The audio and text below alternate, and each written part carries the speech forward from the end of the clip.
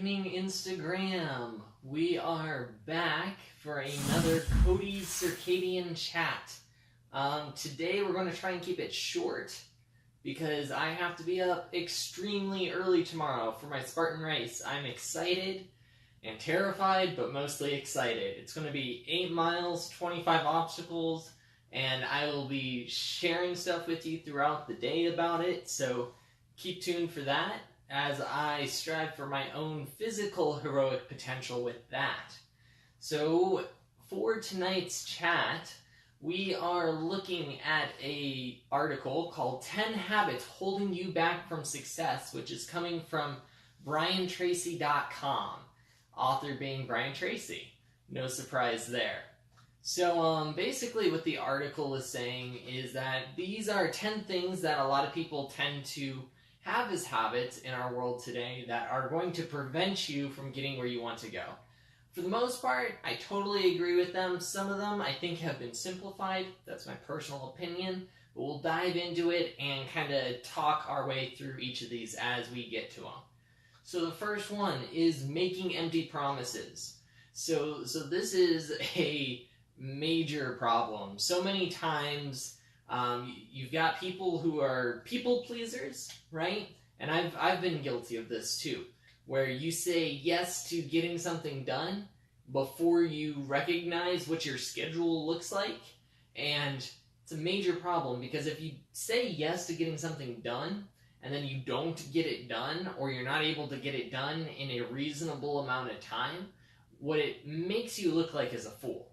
Like, plain and simply, that's kind of what it's making you look like. And I've been there. I've done that myself. So, like, this happens to a lot of people, okay?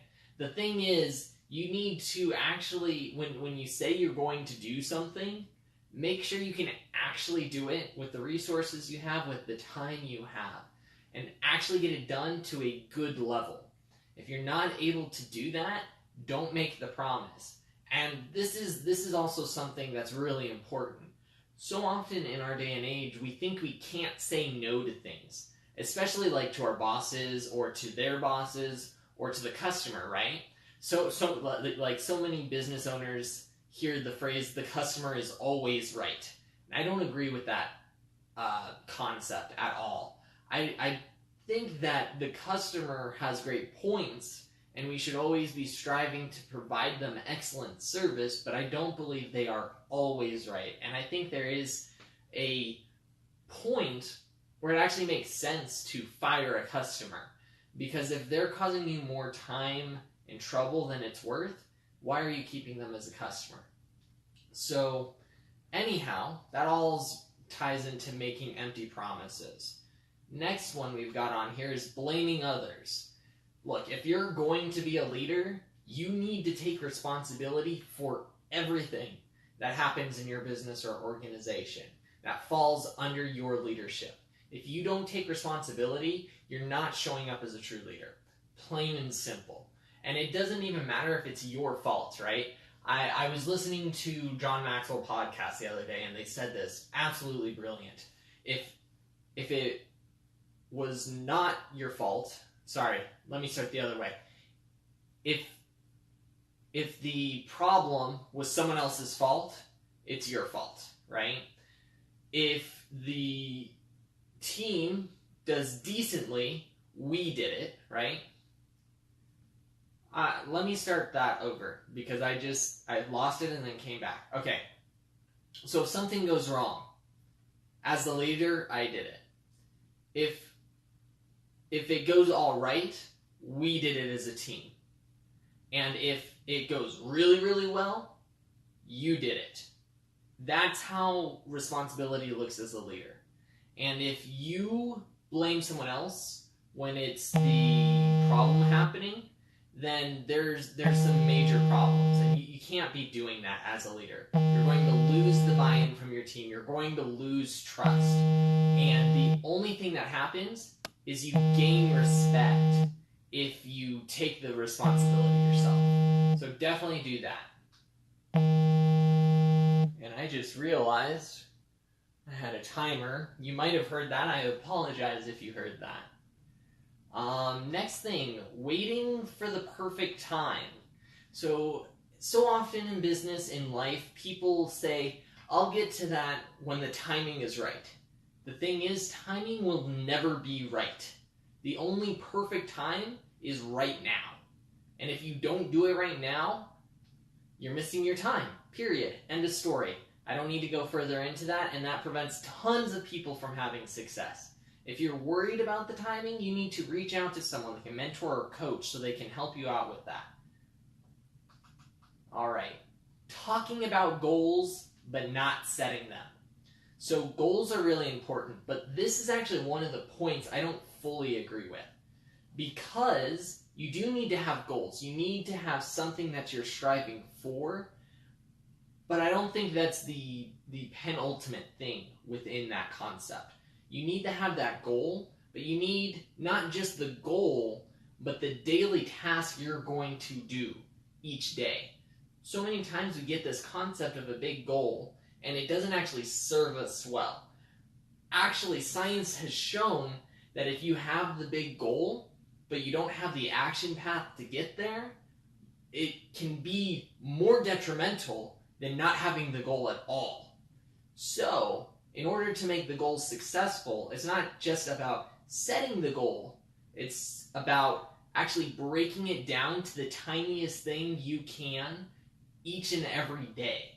And there's a lot more I can delve into with that, courtesy of the one thing mindset, which I think is absolutely brilliant. Actually, I think, yep, I've got the book right here in front of me. This book, The One Thing, is phenomenal when it comes to setting goals. If you want a good book about setting goals, read this book, The One Thing. But for now, we're going to keep diving into this article to stay focused.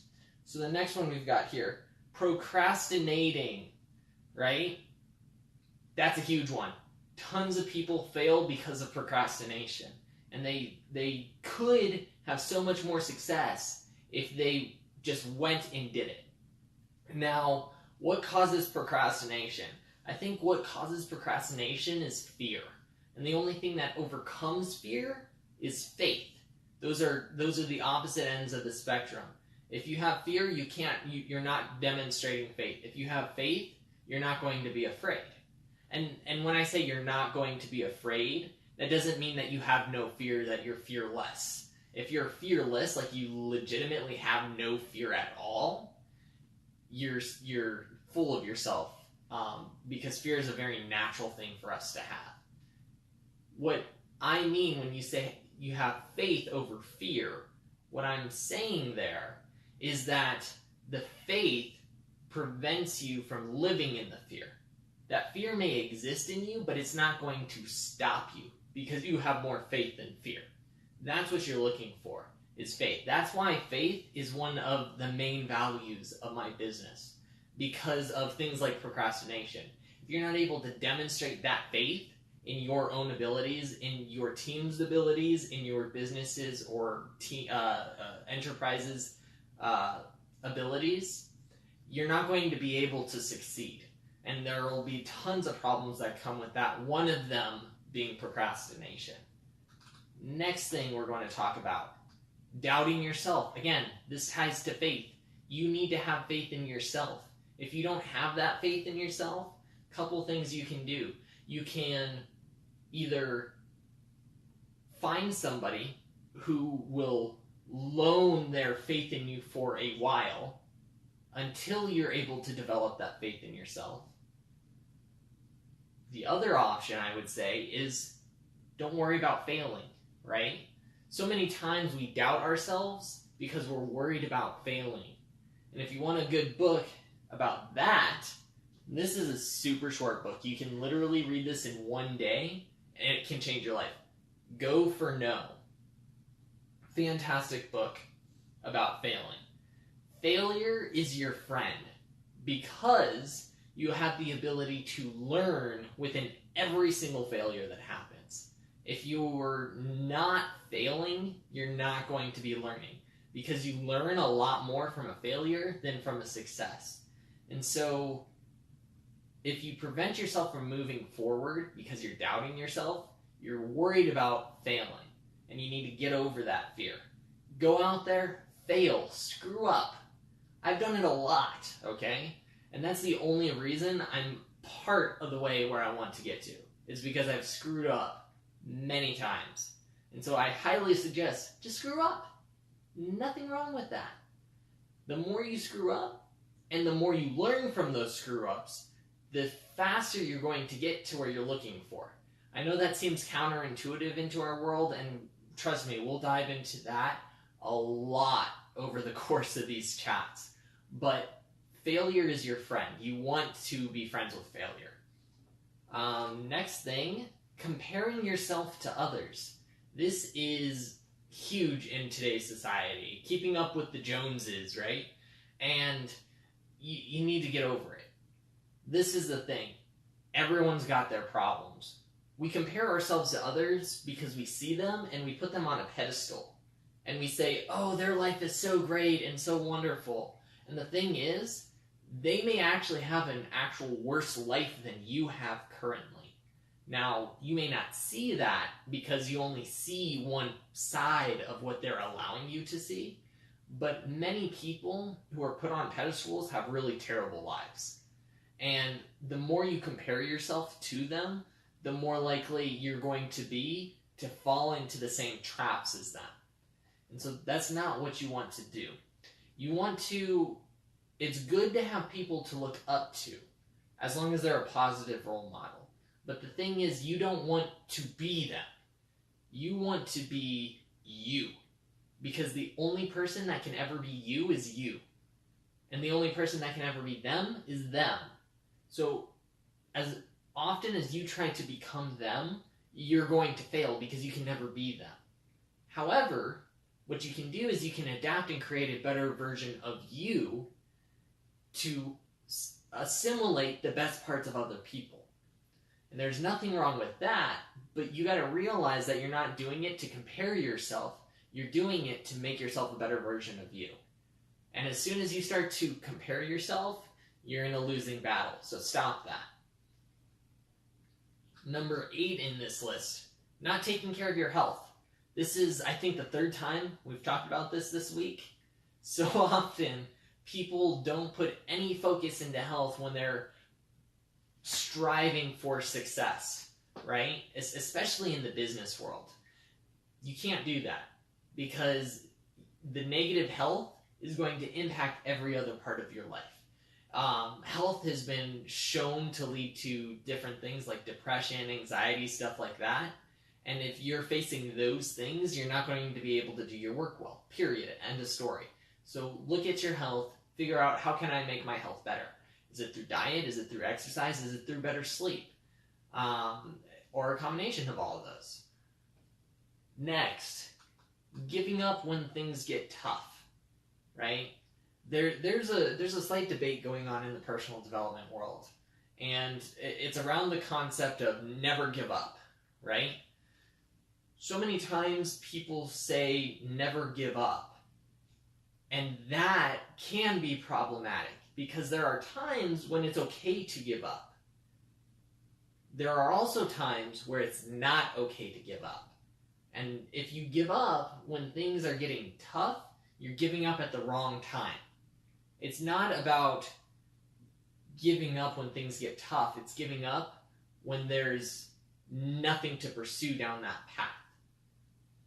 When things get tough, that's when you need to lean in harder because there's the learning curve. And the way it works is that before you get good at something, it's going to get tough.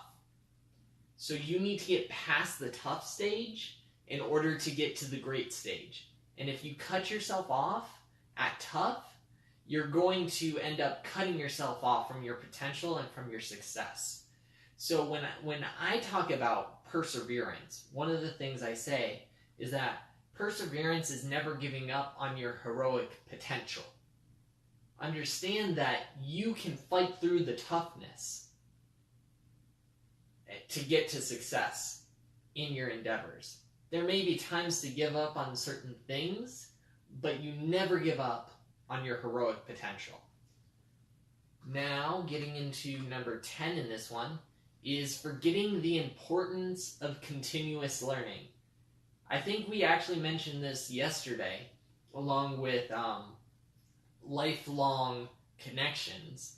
You have lifelong connections and you have lifelong learning. That was something that we were talking about in the Seth Godin article yesterday.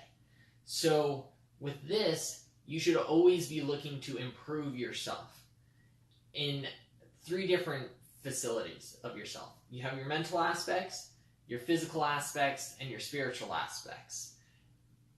With the mental aspect, it's always about learning new things, getting new knowledge, and then applying that knowledge. With the physical aspect, that's your health. You always want to be improving your health. And for your spirit, that's about creating better connections with people, about going closer towards your purpose or discovering your purpose, things like that. Those are the things you always need to be continuously building on.